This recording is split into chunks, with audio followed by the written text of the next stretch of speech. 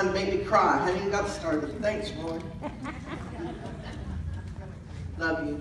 Love you. I see our family. Man, we got a crowd tonight.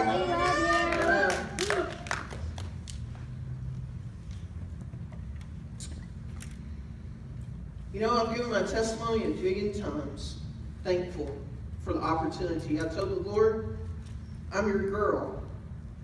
I'll go wherever you want me to go, and I'll tell it. I didn't always like to tell my testimony. I always wished I could say, hi, my name is Gena. I'm recovering from anything else but this. Hi, my name is Gena. I'm a grateful believer in Jesus Christ. I've been ransomed from a homosexual lifestyle. And all that goes with it. Hi, Gena. Glad you're here.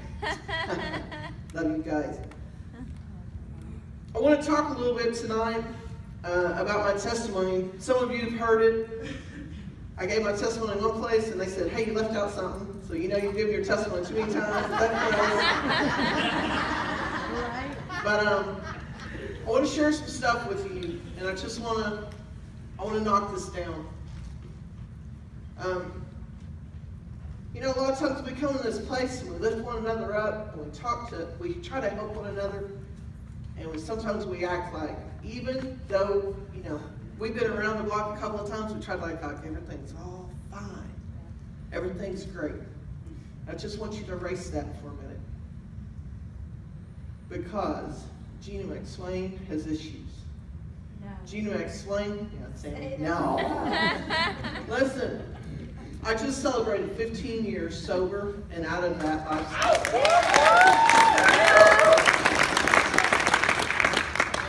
But I wish I could say that completely everything is just totally gone.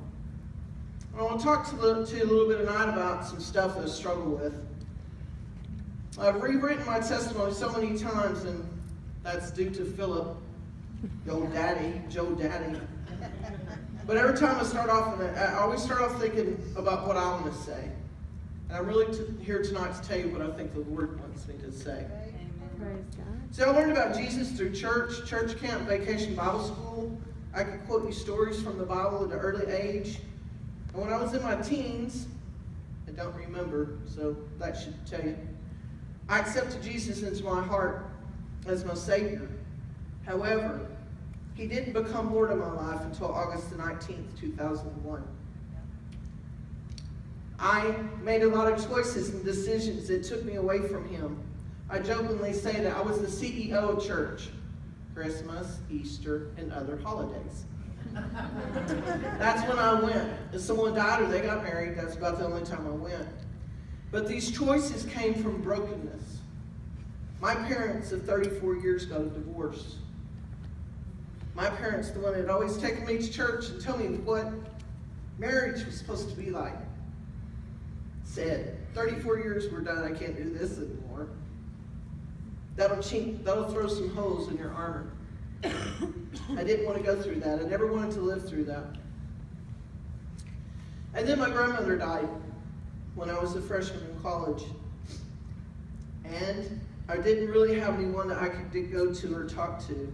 I've always been the fixer. How many of y'all are like that? You know you're the fixer. Something happens, everyone runs to you, and something happens to you, and you're like, okay, who do I go to? Now what? I think Barbara Streisand had a problem with that too. Who sings for Songbird, right? All right.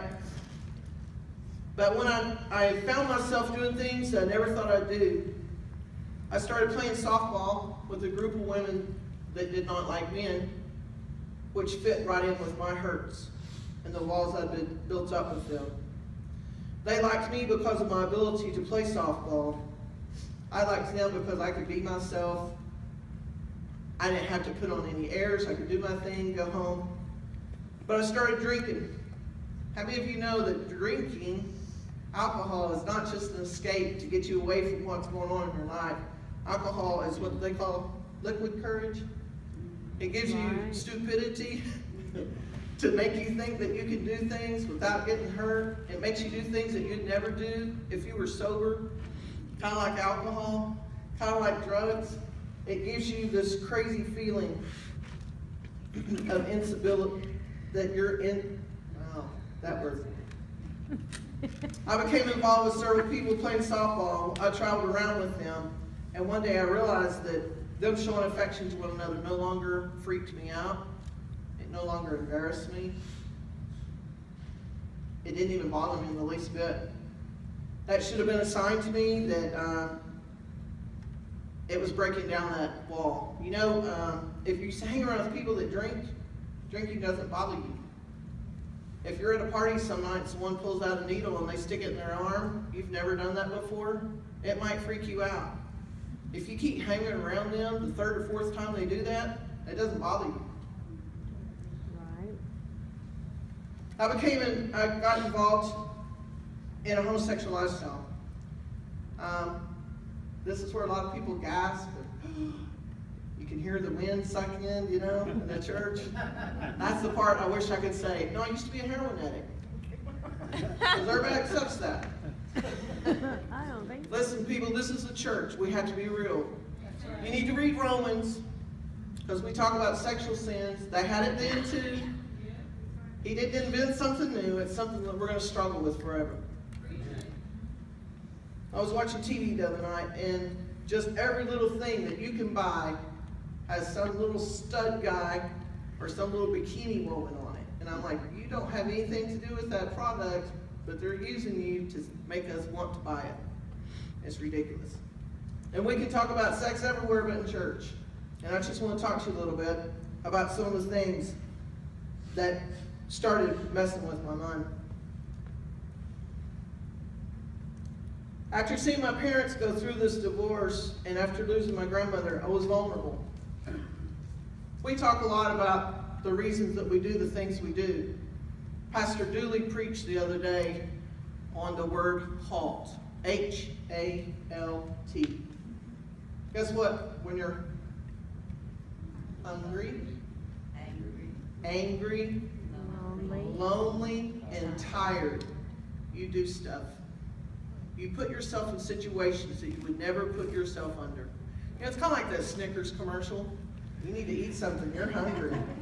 They know. The world knows. We know. We just run from that. Anyway, I found myself in relationships. One would end, and I would be in another. I know that sounds crazy to some people, but I suffered from that. I didn't want to be alone. I'm sure no one in here has ever felt that way. But I went from one relationship to another. I finally ended up with someone that I had been in a relationship in about 2.5 years. I ended up with someone within 3 weeks of us being together. She started shaking. Like, you know, just shaking, doing nothing. Her arm would start shaking. Her leg would start shaking. She went to the doctor. They tested her for Tourette's, chronic fatigue syndrome, stroke. She kind of pulled her leg when she walked. We went to so many different doctors, and it's so sad. When you see someone you love, you can't fix it. The diagnosis was Parkinson's. And about that time, Janet Reno and Michael J. Fox, thank you, not Smith. Michael J. Fox. I started watching them on TV and seeing how they were regressing. We went to a hospital in Houston, and this man sat down, had my friend walk off, and y'all know Joe Hartman.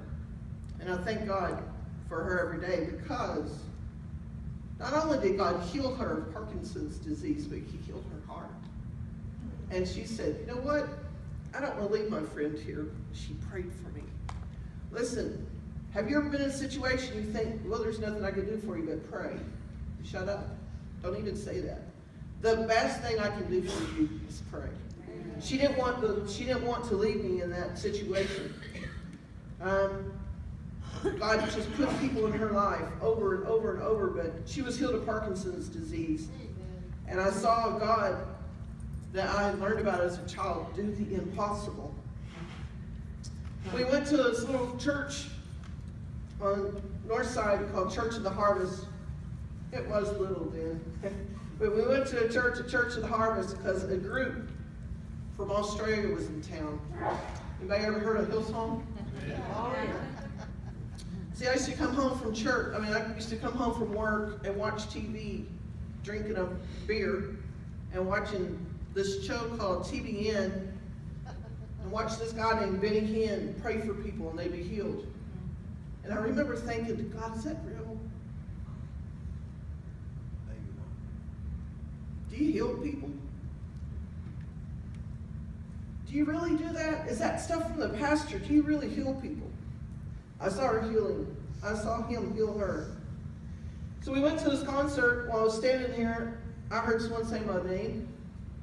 And I looked around, and no one was saying my name. They were jumping up, down, singing. If you've ever been to one of their concerts, it's crazy. But I stood there for a minute, and I heard my name again. If you had just gotten healed of Parkinson's, what do you think she was doing? Oh, yeah. Man, you need to find someone that knows how to worship. Yes. And when you find someone that's been healed of something like that, or their heart's been healed, you can tell. You know why? Their eyes. Their eyes. Have you ever just met someone and you know, oh my gosh, you know my Jesus? Because they just shine. Yeah. Yeah, you need to find someone like that. But he kept talking to me. And finally I realized, I'm not hearing it on the outside, I'm hearing it on the inside. And I want to give you just a brief little synopsis of what he said. I finally realized it was the Lord talking to me. And you know what he said? Hey, Gena, look, all the doctors went to couldn't fix her. All the things you tried to do couldn't fix her. I am who I say I am. There's nothing impossible for me. And man, that's when the balling started. See, I'm just telling you right there. That's when it started happening. Because I realized, man, you are who you say you are. You know what else he told me? Gena, you can't love two things. You can't love the world and me. And he said, whose jersey are you going to wear? Just let me back up. My sister's a foo-foo girl. If he'd have said that to her, my sister's going, what? What are you talking about? I'm from the country. I can't believe we're the same. We're related. I grew up driving tractors, playing ball. I think that's why I like softball. You get dirty, you know, without getting in trouble. God said, whose jersey are you going to wear? You know what? I'm Team Jesus all the way. I still get my number, 34. Yeah, you can't have it. That's my number. But hey, I'm Team Jesus, you know? I can't remember anything else that happened that night. Honestly, I can't. I do remember they sang my favorite song, The Darling of Heaven Crucified for Me. The Darling of Heaven Crucified for Me. And tonight, that song, At the Cross, man, I hope I never quit crying when I hear that song. You need to get a song and carry it in your heart. Jesus loves us so much. Loves us so much. I went home that night and my life radically changed. Life as I knew it was no more. Lived alone, had no roommate.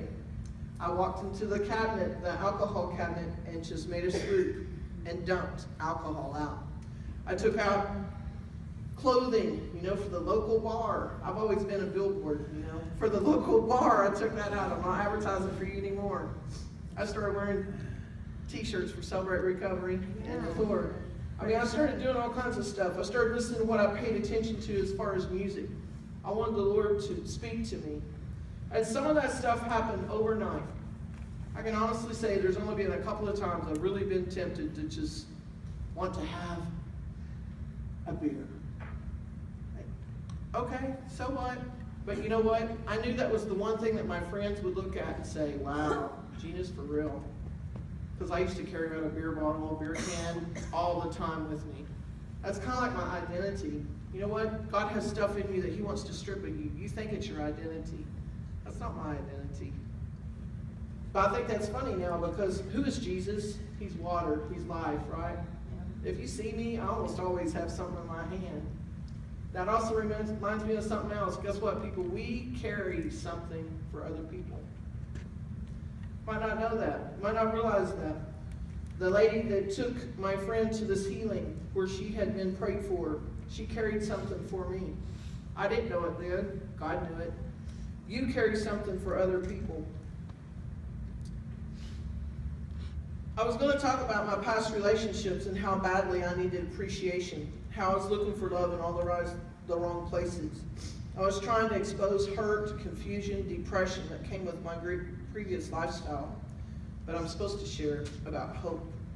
I want to tell how he changed me from who I was then to who I am today. I have this posted on my Facebook page because I believe it with my whole heart. You are not too dirty for God to cleanse.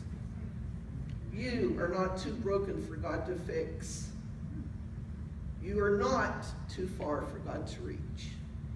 You are not too guilty for God to forgive. And you're not too worthless for God to love. No matter what your issue is, Jesus is the answer. You first have to know that he loves you. Really, it sounds so elementary, but you have to know that the one who created the heavens and the earth knows your name and that he cares for you. He knows the hair on your head. He saves your tears. And he has your name engraved on his hands, and he sings over you. All of that is in his word. His word, our Bible. Proverbs 5:21 says, the ways of a man are before the eyes of the Lord. He watches all his paths. There is no denying our sin. We can't say, I didn't do that. Because we did, and he already knows. I used to be really good at justifying my sin. Well, if that hadn't happened, if they didn't. But he says that we're without excuse. Everyone should go home and read Romans 1, starting with verse 18. There is every sin you can think of in that one little chapter. And if you still feel good about doing your sin, okay. Don't you want to see it the way God sees it? I got tired of asking people, hey, is this okay? I don't want to live on the edge as close to sin as I can. I want to be right with him. Now you know where I get my famous saying, Satan is a punk. He is the father of all lives and a thief who's about to kill us. After I got saved, the Lord started doing great things in my life. He started to change the way I thought. You know, all sin starts with a thought. That's why the Bible says that we need to take our thoughts captive. I don't know about y'all, but I have a crazy imagination. I get myself in trouble like that. Right. We have to take our thoughts captive. My spiritual mentor made me make a list. This is when you know you love someone. Of people from my past. People I've been in relationship with. And start praying for them. We have to break soul ties. You know the Bible where it says a man and woman become one? You realize that every time that you're with someone, you leave a part of them with you, and you leave a part of yourself with them. Think about this for just 1 second. When's the last time you ever been at church and they said, we're going to talk about soul ties today? We don't. You know what's crazy? There's so many people that struggle with this, and we're just smiling at them. Really, come to see Art, you can tell us anything. Come to our church, we love you, we want to help you. We got to get real. We have to know that there's going to be things. Look, you don't have to be able to relate to every sin. You just need to know that your sin doesn't smell better. Your sin isn't not as bad. My God says that my sin's just as bad as everybody else's. But he tells me, Gena, I see sin. I don't see levels of sin. We got to get to that point. So I prayed over my soul ties. And I really like the passage in the Bible about the woman at the well who had 7 men in her life, but none of them were her husband. There's hope for you if this was your life. What bothered me the most when I got saved is there's not a lot of ex-homosexuals saying I serve Jesus. I think that's why I love Dennis Jernigan. Y'all ever heard of him? Yeah. Give the Lord praise for that, man. I'm telling you. He is a voice in the darkness against sexual sins, but he also tells you how to get out of them. Find people that have broken the bonds of sin in their life, maybe something that you share, and use them as your encouragement. Our story is not just for us, it's for others to learn from. CR opened my eyes to my stinking thinking and all the many things that God used to heal in me. I got to restore my relationship with my dad before he died. Yeah. I realized that I was deep-seated, all my deep-seated issues that I never dealt with were not his fault. He was just a man who had sinned. And I couldn't use him as an excuse. I know none of y'all have ever looked at someone else and let yourself off the hook because someone hurt you. But when you can go to them and forgive them and say, Dad, I love you. I'm sorry. I'm sorry for what I've done to harm you. And I forgive you. There's healing. You know, I know there's a lot of people in here tonight that are going through 12 steps. Men and women. I just want to tell you right now, what you put into it is what you're going to get out of it. The Lord loves our honesty. You know, that song comes on the radio all the time. If we're honest. Oh my gosh, shut up. If we're honest. Man, it hurts to be honest sometimes. It hurts to be honest. But we need to do that to find healing. I asked the Lord, we started Celebrate Recovery at my church, and I got involved. I met some great people that became my mentors and friends. When I asked God, what do you want me to do now? And he said, I want you to do prison ministry. You know, sometimes we want God to write it out. You know, can you write that in the sky for me? Can you write that in the snow? You're God, you can do it, you know. Right. I know that he brought me the people that helped me get involved in my life's purpose. I know he did. I started to meet with Gloria and Roy and Miss Peg, and I got involved in Celebrate Recovery. And then I got involved in prison ministry. The best decision other than my salvation.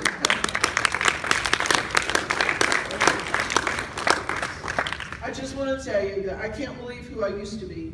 Sometimes just sharing my story, it seems like I'm speaking about someone else, but it was me. I was selfish on my own destructive path, blaming others for my choices. Now I'm happy that he is changing me. He's testing me. He's proving me, because he's not finished with me yet. I rehearse who I am to him, and it brings me great encouragement and joy. I am his bride. Amen. His chosen. His trophy.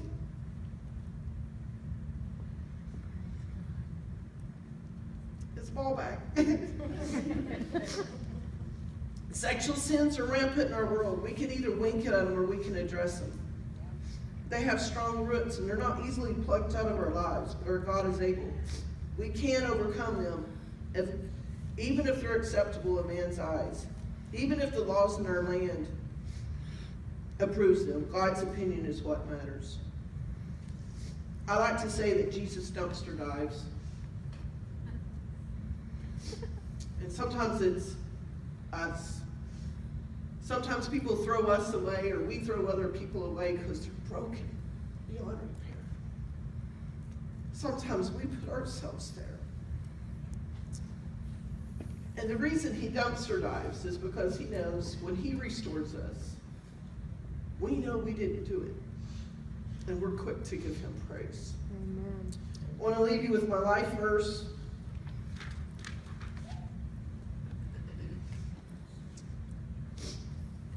Psalm 103. Praise the Lord, O my soul, and all that was within me. Bless his holy name. Bless the Lord, O my soul, and forget none of his benefits. Who forgives all, say all, your sins, and who heals all your diseases, and who redeems your life from the pit, and crowns your life with love and compassion, who satisfies your desires with good things, so that your youth is renewed like the eagles. If you came in feeling defeated or hopeless, I hope my story and how God has changed me can give you hope. Nothing is impossible for God. If you have a sexual addiction, please know that your sin doesn't take God by surprise, and it's not too big for him to handle. Thanks for that.